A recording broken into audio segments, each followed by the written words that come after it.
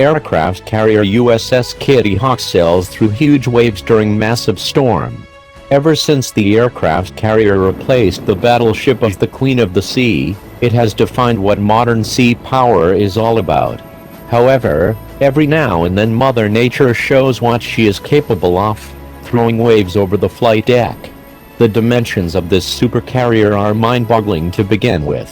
1,068 feet long, 257 feet wide and displacing over 97,000 long tons.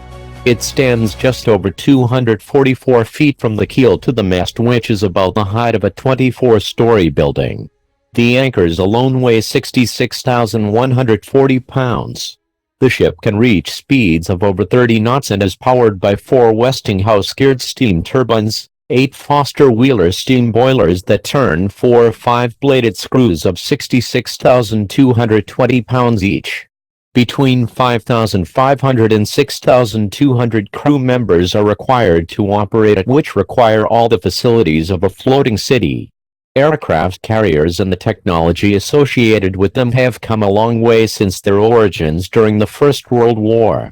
Modern supercarriers have their roots in the early years of the 20th century, when in 1910 a pilot named Eugene Burton Neely made history by taking off in his plane from the deck of ship.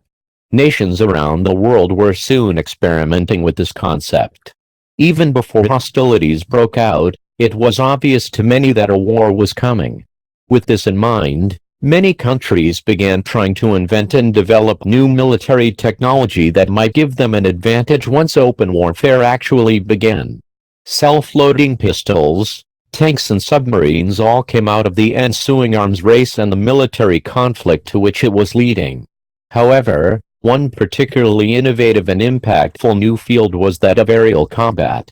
Zeppelins, warplanes and other aircraft were built and put to use, and as a natural result of this, new ways to launch and transport these machines had to be developed. The year 1918 saw the appearance of the first flat-top ship with the capacity to launch and recover a naval aircraft, HMS Argus.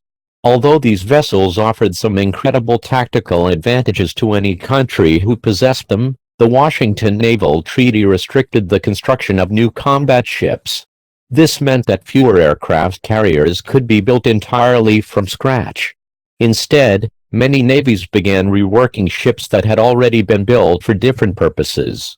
Everything from cargo ships to battle cruisers were converted, and aircraft carriers quickly became an essential part of naval forces around the globe.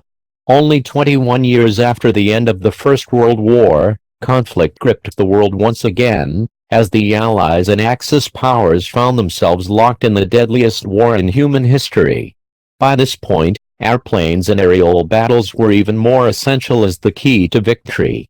Consequently, aircraft carriers were proving their worth like never before.